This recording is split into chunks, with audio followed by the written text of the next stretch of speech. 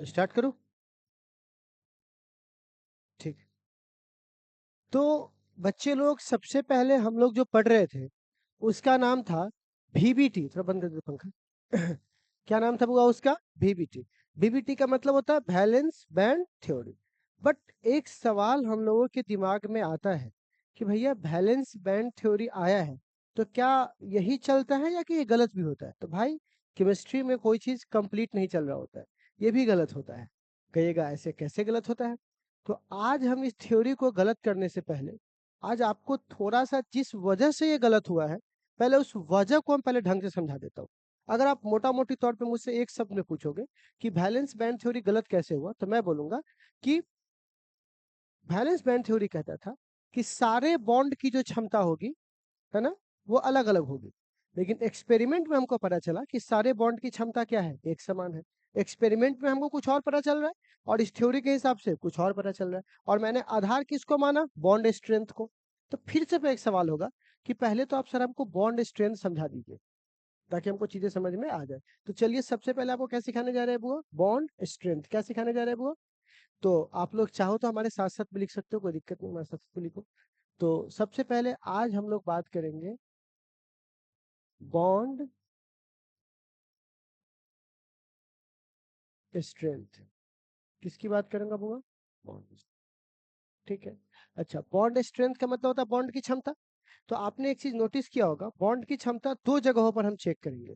एक तो सिग्मा के लिए चेक करेंगे और एक किसके लिए चेक करेंगे? पाई के लिए। तो जरा चेक करेंगे कि जो बॉन्ड हमने बनाया है, दो बॉन्ड, ठीक है ना, one is sigma and other is pi. तो यहाँ पे अगर मैं बात करूंगा कौन से बॉन्ड की? Sigma bond. और अगर मैं यहाँ पे बात करूंगा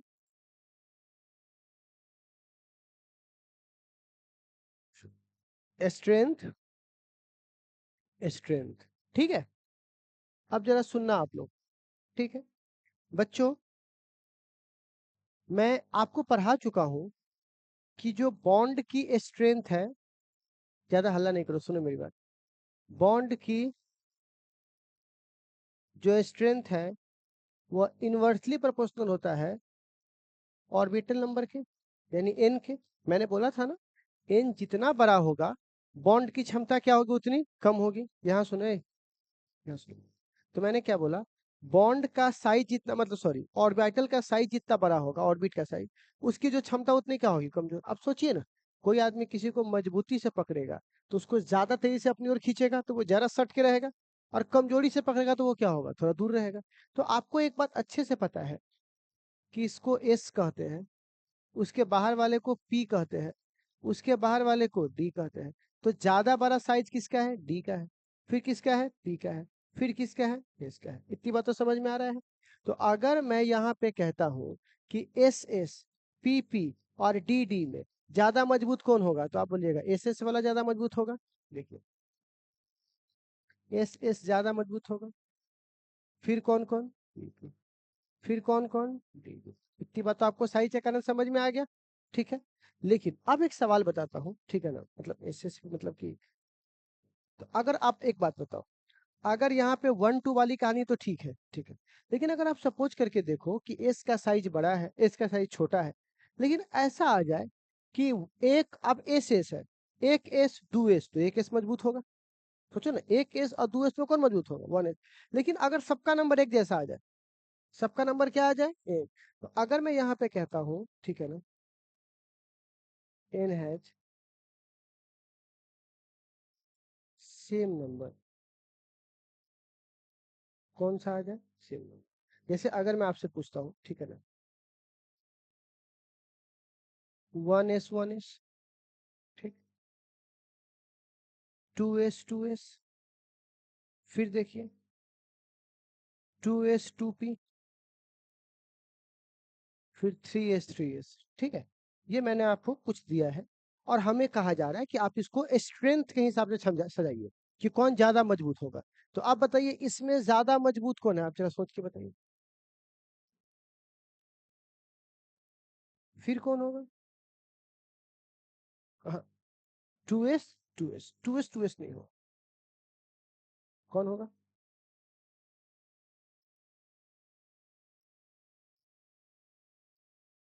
देखो, अगर नंबर में ऊपर नीचे तो कर लेंगे, लेकिन अगर ऐसा है तो फिर हमको डायरेक्शनल प्रॉपर्टीज देखनी होगी।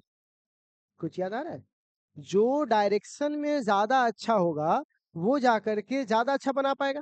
जैसे 2s, और अगर 3 3 रहता तो पक्की बात है बोलते 3, लेकिन आपको पता है ना p ज्यादा डायरेक्शनल है, s का डायरेक्शन कमजोर है लेकिन p का डायरेक्शन अच्छे से, तो इसीलिए p कहाँ होगा? आगे।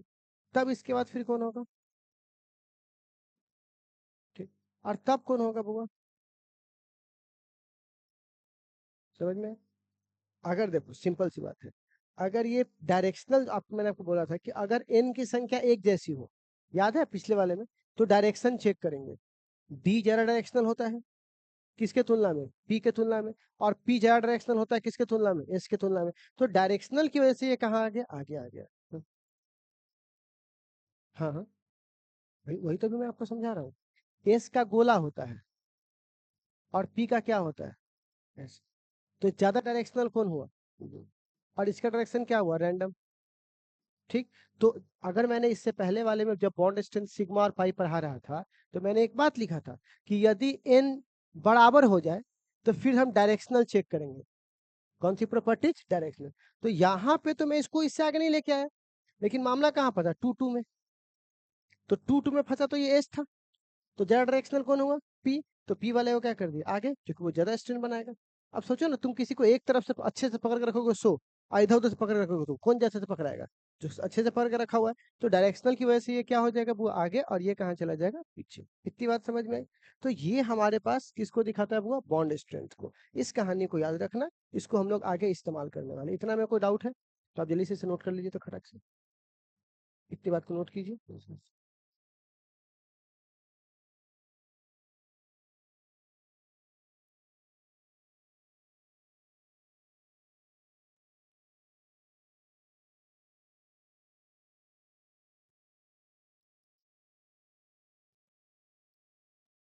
हम्म, क्या हुआ?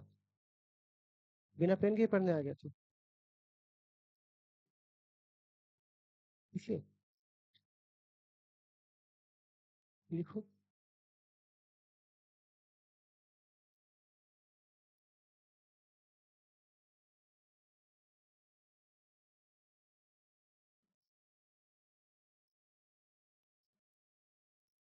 पहले पेपर नोट कर ले पहले सब ध्यान से। हवा बहुत तगड़ा है।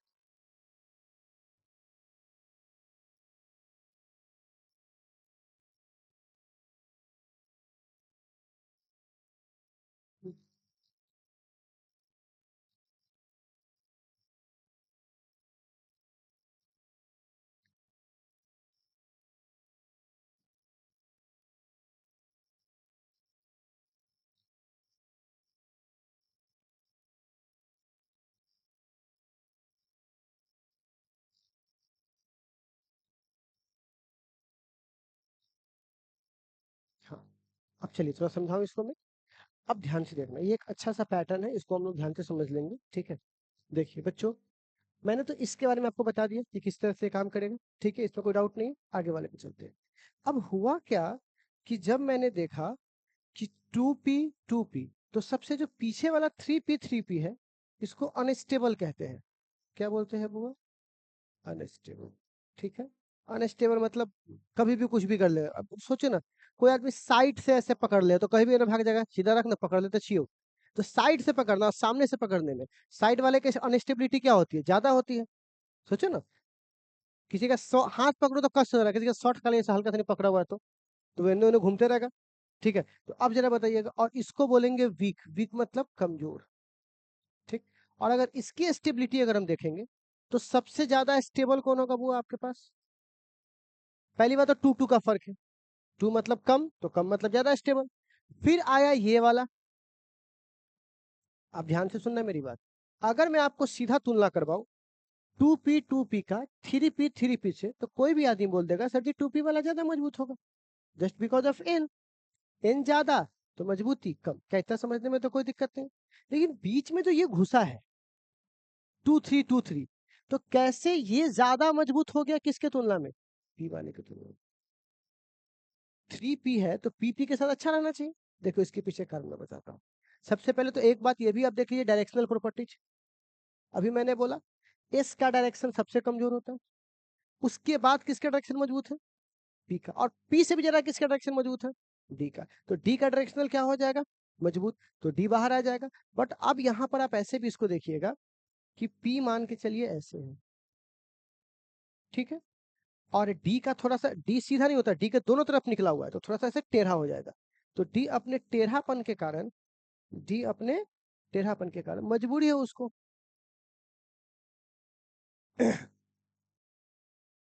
क्योंकि टेढ़ा है, सीधा नहीं, थोड़ा सा इसको ना होना पड़ेगा।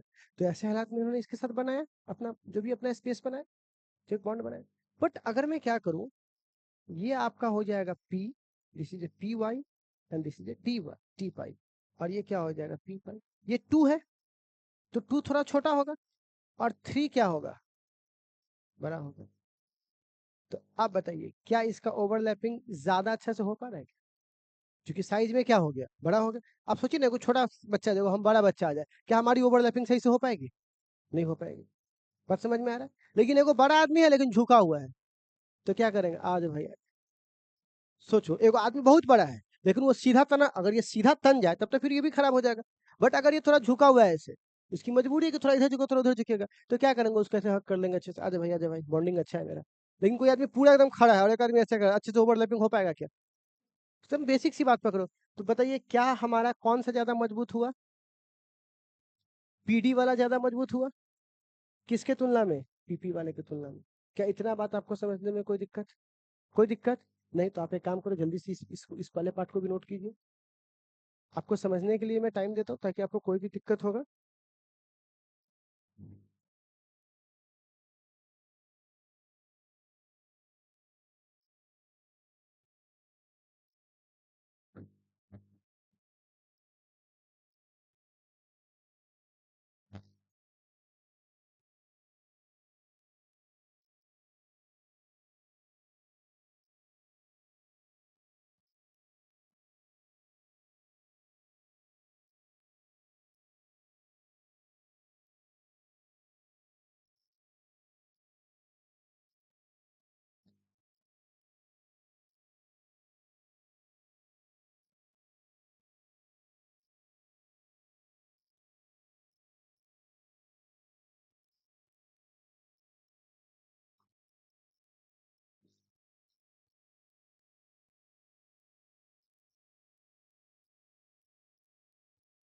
ठीक है, बताओ इसको।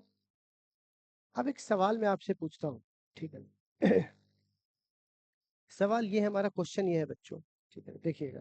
क्वेश्चन 1, N2 एग्जिस्ट, मतलब N2 तो बनाया था ना उस दिन परसों वाले क्लास में, N2 ट्रिपल बॉन्ड बना था, N2 होता है, but P2 does not exist.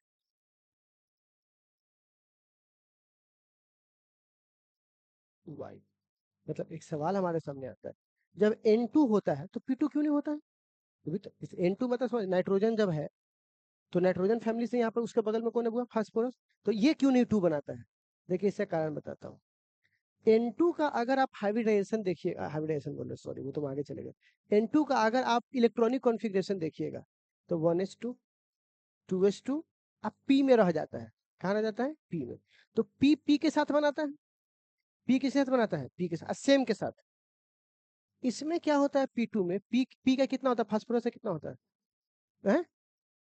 तो वो डी में जा सकता है कि नहीं जा सकता? उसका डी वाला बॉक्स तो खाली हो जाता है। पी में कौन सा बॉक्स खाली रहता है? डी वाला।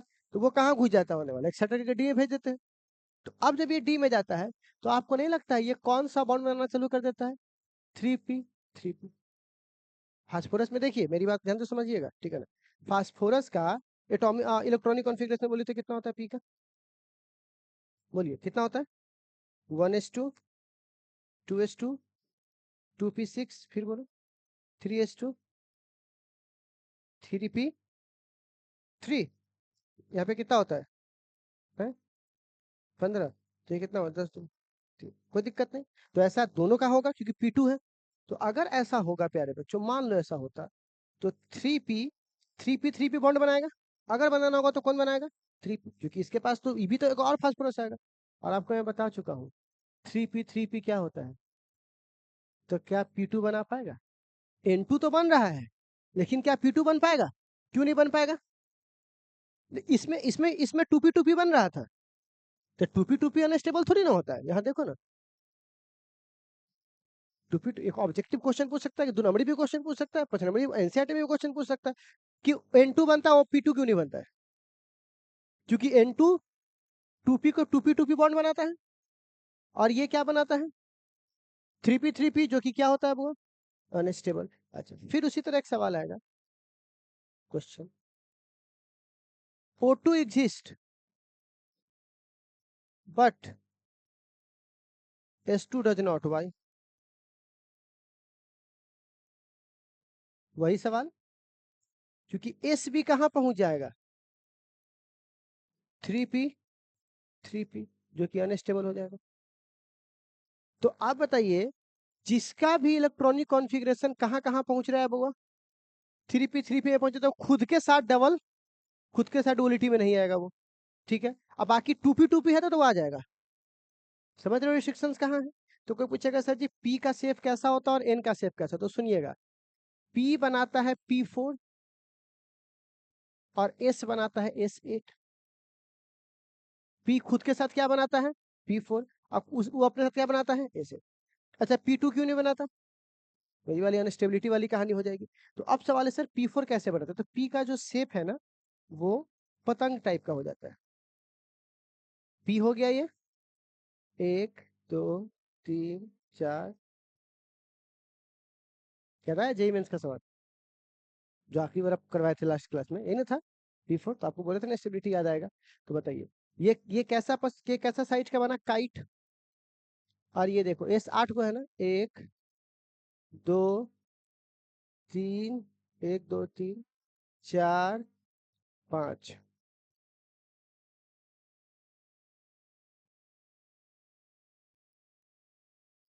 6 7 जा-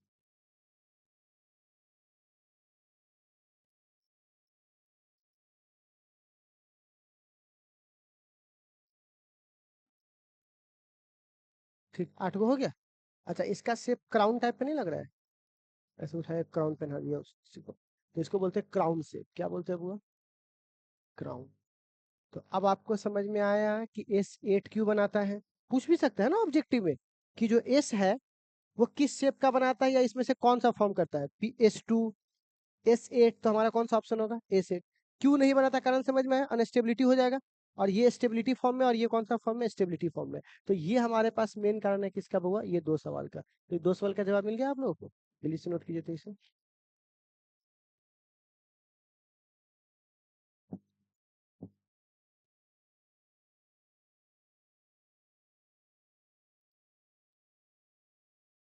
नोट कीजिए, ताकि आप मेरे साथ साथ आप चल सके, थोड़ा स्टेबिलिटी भी आपको मिलेगा।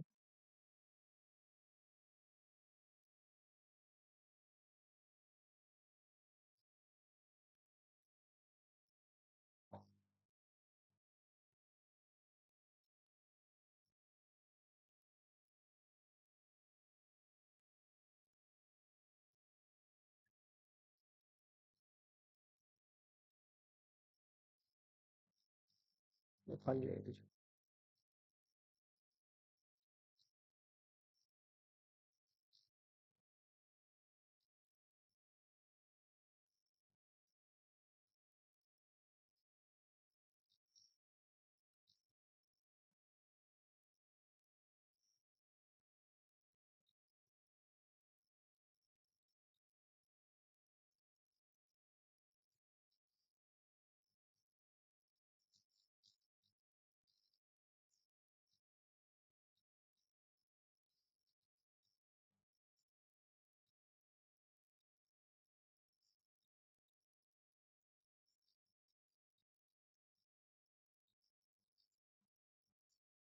अब कई लोग जो इस बात को नहीं समझाना चाहते हैं, वो बोल देते एक्सेप्शन है। एक्सेप्शन एक्सेप्शन कुछ होता है कि सबका रीजन होता है? बताइए, रीजन जान रहे एक्सेप्शन क्या होता है?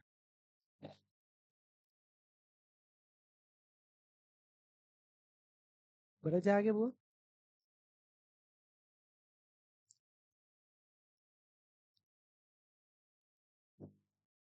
ठीक है।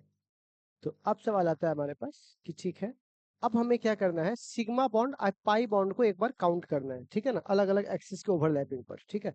तो मैं आपको ऑर्बिटल्स के ओवरलैपिंग बताऊंगा, फिर इंटरन्यूक्लियर एक्सिस बताऊंगा, और आपको बताना है कि बॉन्ड कौन कौन सा बना रहा है, ठीक है। चलो एक बार मैं रिकैप करता हूँ, ठीक। तो मान के चलिए मैंने आपसे बोला यहाँ पर कि ऑर्बिटल क्या है वो यहाँ पर, orbital inter nuclear axis, and then यहाँ पर है बॉन्ड कि कौन सा बॉन्ड ये बना रहा है, ठीक है। तो आप लोग चाहो तो मेरे साथ साथ में लिख सकते हो, ऐसा कोई दिक्कत नहीं है। तो सबसे पहला अगर मैं आपसे पूछूंगा S प्लस एस, और इसका न्यूक्लियर एक्सिस तो कोई भी रहेगा, क्योंकि एक्स में क्या एक्स वाई जेड होता है, उसमें तो सब बराबर होता है। दूसरा S plus P x inter nuclear axis x. तीसरा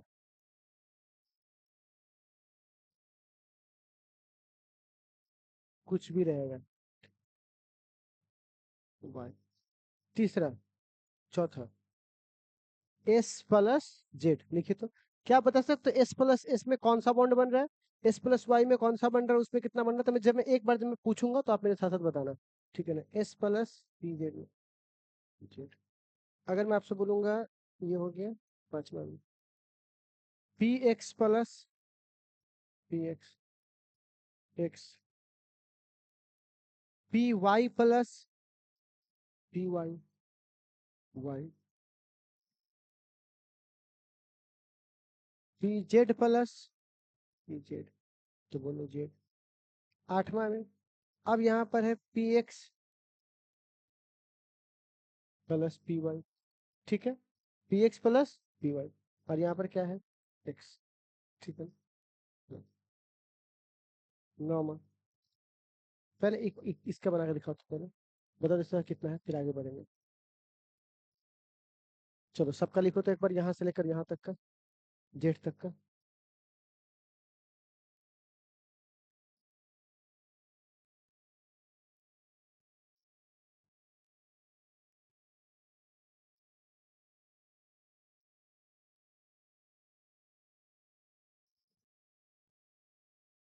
देखो लिखे हो सब लोग, इसका बताओ क्या होगा, सिग्मा बॉन्ड। इसका भी क्या होगा, सिग्मा। इसका भी क्या होगा, सिग्मा। इसका भी क्या होगा, सिग्मा। क्योंकि एस वाला जितना भी होगा सबका क्या होगा, सिग्मा। अब बताओ पी एक्स और बी एक्स है, तो एक ही लाइन पर हुआ ना, सिग्मा। वाई वाई और वाई पर ही है, सिग्मा। जेड जेड, तो अभी तक सब में सिग्मा आया। अच्छा, अब जरा अगर मैं बोलूंगा, ठीक है ना, रुक जाओ पहले, अगर ऐसा बोलता हूँ P X Y, P X लेकिन जेड, ठीक। 10वां पी वाई लेकिन एक्स, पी जेड लेकिन वाई वाई, ठीक है। तो एक मिनट रुक जाओ, पर इससे पहले भी लिखवा देता हूँ, वाई वगैरह लिखवा देता हूँ। पी वाई, पी वाई और यहाँ पे जेड, ठीक। बाय। अब बताओ P Z plus P Z लेकिन X, P Z plus P Z लेकिन वाई, ठीक है। तो 13, 14 और एक और 15 में पी एक्स प्लस डी, 16 में पी वाई प्लस डी, ठीक। अब एक बात बताओ, इसका तो भैया पाई हो जाएगा, नहीं इसका तो सिग्मा हो जाएगा, क्योंकि जेड जेड और जेड है। एक्स एक्स है लेकिन वाई पर है, साइड में हो जाएगा, बताए थे। ये भी कितना हो जाएगा, पाई। ये भी कितना हो जाएगा, पाई, क्योंकि एक्सिस सबका अलग है ना, वाई वाई है और ये जेड है, पाई।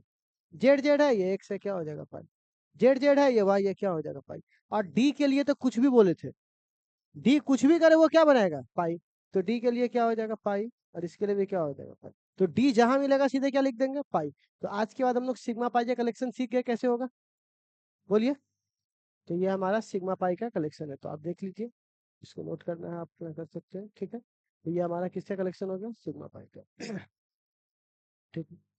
अब आता है 0 पॉइंट। ठीक है, एक बार आप इसे नोट कर ले सब लोग।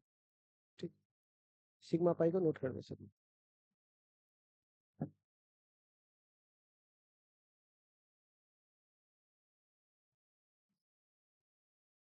हम्म, हम्म, चलो,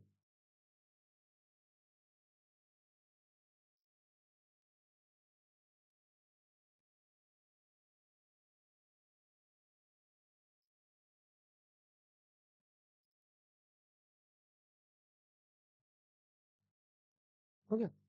चलो,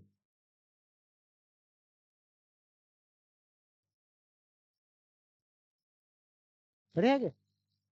अब एक सवाल अगर आपसे पूछेगा कि सर आपने इसमें एक काम किया है, देखिए सर आपने अभी तक इसमें पी एक्स को पी वाई से नहीं मिलाया।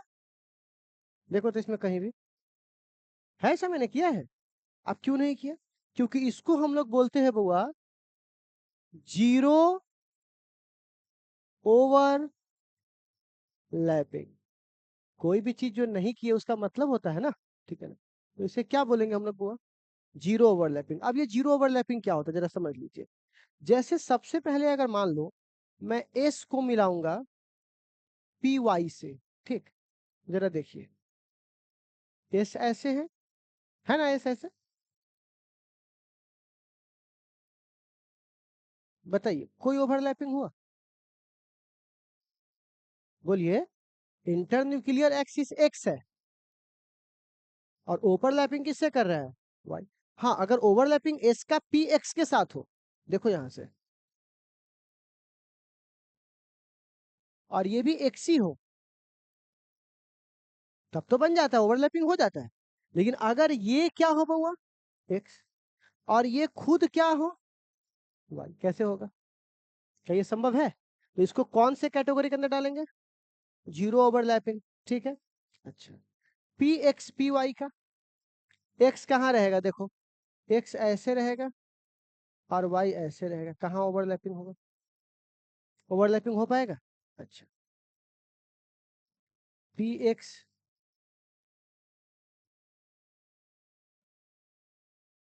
पी जेड ओवरलैपिंग होगा? नहीं होगा। अच्छा, एस का डी के साथ, अब देखो एस ऐसे है,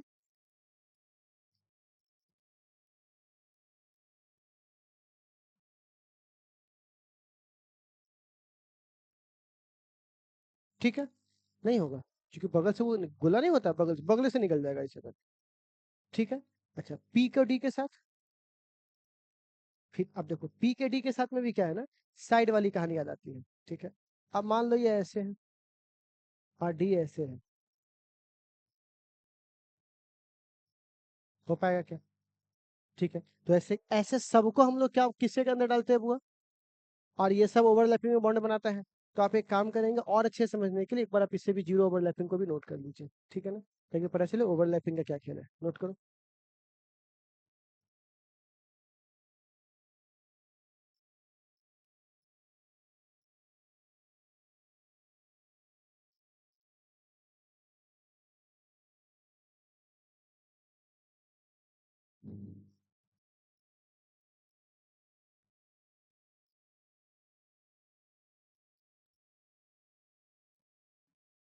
जीरो ओवरलैपिंग समझ गया ना कि डेफिनेशन लिखवाना पड़ेगा? जिसका नेट ओवरलैपिंग क्या हो, जीरो हो, उसे क्या बोलते हैं? Zero overlapping.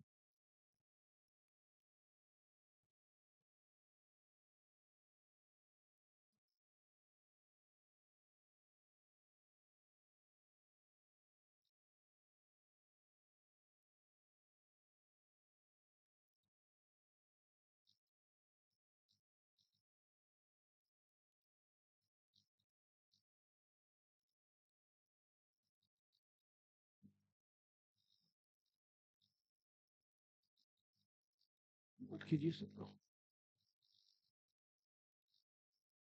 सब लोग नोट कीजिए जल्दी से।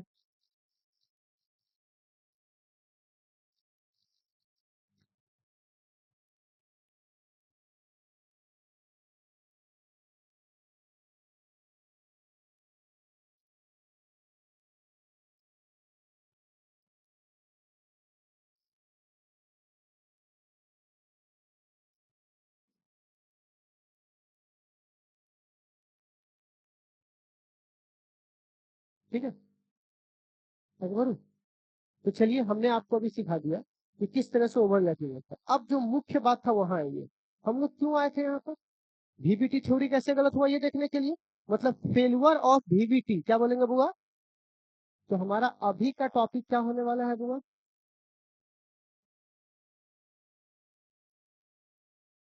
Failure of VBT, balance band theory कैसे गलत हुआ है। तो चलिए हम लोग अभी देखते हैं बैलेंस बैंड थ्योरी की गलती। देखिए, बैलेंस बैंड थ्योरी के गलती में ना दो एलिमेंट्स का, मतलब सॉरी, दो मॉलिक्यूल्स का बहुत बड़ा योगदान है। CH4, BeCl2।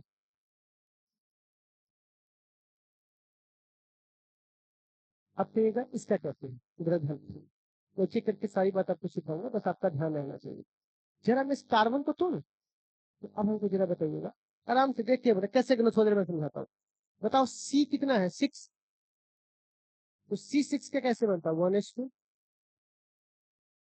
2H2, 2T। कोई दिक्कत नहीं।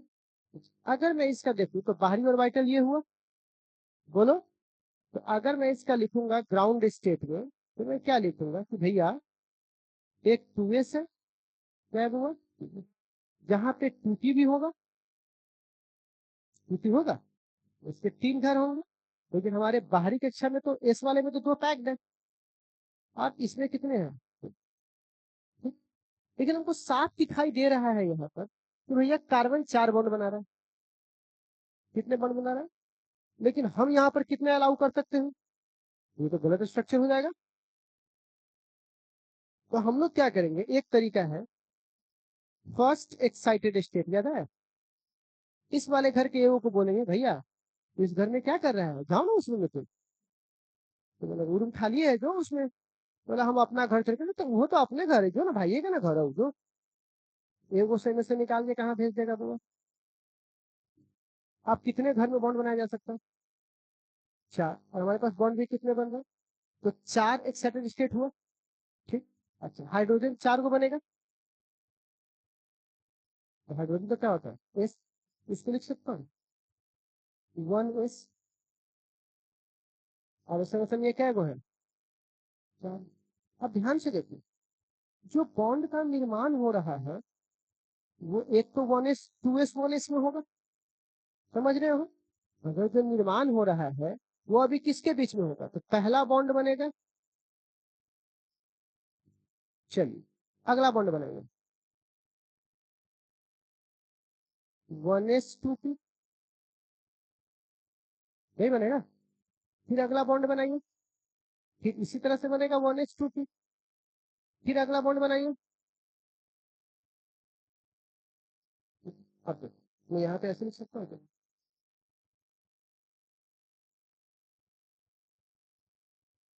अब तो कुछ सोच के देखो, मैंने आपसे कहा था कि पी वाला ज्यादा डायरेक्शनल होता है किसके तुलना में, एस वाले में। तो ये बॉन्ड कमजोर बनेगा किसके तुलना में, ये हम लोग मानते हैं कि नहीं मानते हैं? ये क्या बनेगा, स्ट्रॉन्ग। और ये क्या बनेगा, इसके तुलना में। क्या इस बात में समझ में आया? क्या सारे बॉन्ड इक्वल है? अब खुद सोचो, क्या सारे बॉन्ड इक्वल है? एक कमजोर है और एक क्या है, मजबूत है। किसके लिए वो है, कार्बन के लिए।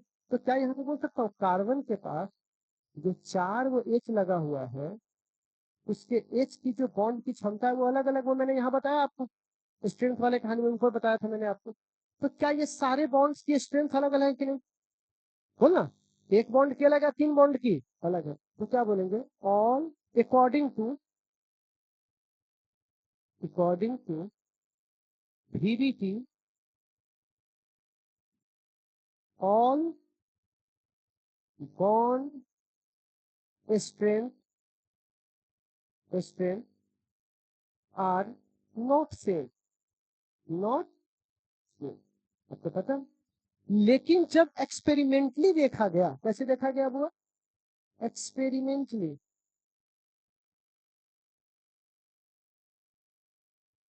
Experimentally in CH4 all bonds are same, strength. सभी बॉन्ड के पास क्या थे? सेम स्ट्रेंथ थे। तो क्या ये बात सही है? क्या VBT पे हम आगे बढ़ सकते हैं? क्या नहीं बढ़, क्योंकि वो जो बातें कह रही है इसके अकॉर्डिंग तो ठीक, हम सारी बात समझ में आ गया हमको, लेकिन हम CH4 पे अप्लाई कर रहे हैं तो ये क्या मिल रहा है हमको? डिफरेंट डिफरेंट मिल रहा है, लेकिन हमको होना क्या चाहिए था? Same same. तो थ्योरी और प्रैक्टिकल मैच नहीं कर रहा। थ्योरी और प्रैक्टिकल क्या कर रहा है मैच? जैसे हम लोग क्या करते हैं, रूटीन बना लेते हैं, तो थ्योरेटिकल तो लिखा गया, इतना इतना बजे पढ़ेंगे, इतना इतना खाएंगे पिएंगे, लेकिन जब कोई आदमी देखा तो बोला तुम्हारा रूटीन तो तुम्हारी लाइफ स्टाइल से मैच नहीं कर रहा, अलग अलग हो रहा है, आस पास है बट पूरा मैच तो नहीं कर रहा है, पर इसका मतलब कुछ तो कुछ फ्लॉप कर रहा है। बात समझ में आ रहा है? अच्छा, सेम अगर यही मैं अप्लाई आपको करूं किस पर, BCL पर, तो क्या आप लोग BCL का भी सेम निकाल सकते हैं क्या? बी का कितना होता है जरा बताइए तो, एटॉमिक नंबर। बिलियन को नहीं पता आप लोग को? 4। तो बोलिए कितना होगा ये जरा से बताइए तो। 1:2। लेकिन आपको पता है कि अगर सारे बॉन्ड भरे हुए होंगे तो इसको भी पहुंचाना होगा फर्स्ट फर्स्ट एक्साइटेड स्टेट में। तो आप बताइए अगर मैं इसको फर्स्ट एक्साइटेड स्टेट में पहुंचाऊंगा ग्राउंड से, तो इस बाहरी कक्षा में तो 2 है, तो हमको इससे कोई मतलब नहीं। तो इसको क्या लिखेंगे? 2s। और 2s के बगल में 2p रहता है, यार आपको पता है? 2s के बगल में कौन रहता है? 2p। तो हम इसको बोलेंगे भाई तू काम कर ना, p में तो बगले में ना, घर चल रहा है। ये कितना बॉन्ड बनाने के लिए एलिजिबल हो गया? देखो। और अब आता है क्लोरीन। तो क्लोरीन का 17 होता है। अब जरा बताओ कितना होगा? 1:2, 2:2, 2p, 6, 3s, 3p, 5। तो आपको पता है कि 3p तो भरा हुआ है यहाँ पर, है ना? 3s। अब यहाँ पे सारा खेल किसका हो जाएगा? 3p का। तो 3p में 5 को भर गया, ए वो खाली है। तो इसमें Cl2 ना है, तो समझिए 2 खाली होगा 2 क्लोरीन के लिए। तो अब आपको नहीं लग रहा है यहाँ पर देखिए तो कि एक पी का इसके साथ बनेगा, मतलब एक बनेगा 2s3p, बनेगा कि नहीं बनेगा? और एक पी वाला बनेगा इसके साथ, दो होगा तो एक बॉन्ड क्या बनेगा? 3p3p। अब आप बताइए क्या ये एक जैसा बॉन्ड है? मैंने आपको बताया था ना sp की स्ट्रेंथ अलग अलग हो जाती है, डायरेक्शनल अनडायरेक्शनल। तो आप बताइए क्या ये एक जैसा है? ध्यान से देखिएगा तो ये बॉन्ड ज्यादा मजबूत है, क्योंकि डायरेक्शनल ज्यादा है, पी ज्यादा डायरेक्शनल होता है। और कौन कमजोर है? लेकिन हमने एक्सपेरिमेंटली क्या देखा था अभी, कि सारे बॉन्ड्स क्या होंगे? एक्सपेरिमेंटली तो सेम होंगे। तो अगर आप इसके बनाओगे बेरिलियम का, तो यहाँ से आप बी बराबर क्या लिखोगे? बी। ठीक। आपको कितने बनाने हैं? 2। तो आप यहाँ पर क्या लिखोगे? क्लोरीन। यहाँ पर भी क्या लिखोगे? क्लोरीन। 17 है तो बाहरी कक्षा में कितने होंगे इसके पास? 7। 1 2 3 4 5 6 7। 1 2 3 4 5 6 7। ठीक है। बी के पास कितने हैं? वैसे बनाएगा ना?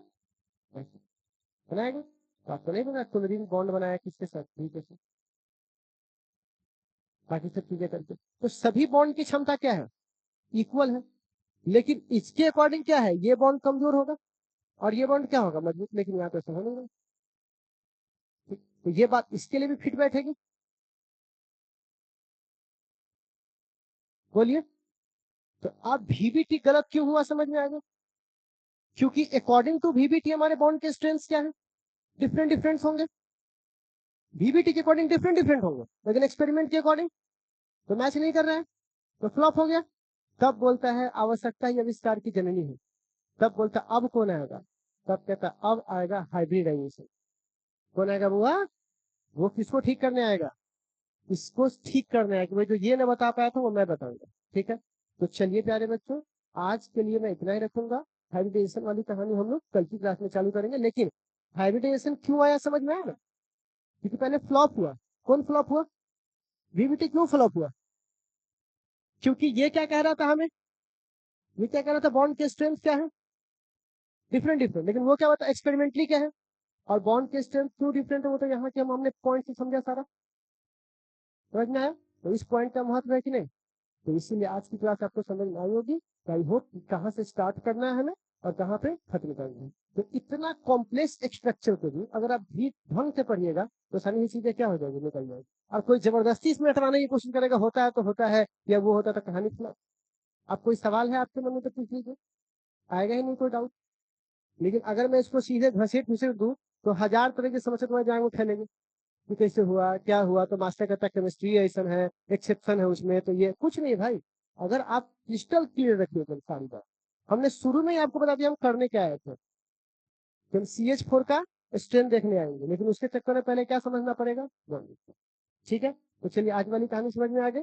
जो बच्चा कुचा पाठ होगा उसको आप लोग लिख लीजिए तो लिख लीजिए, नहीं तो हम भेज देंगे, ठीक है।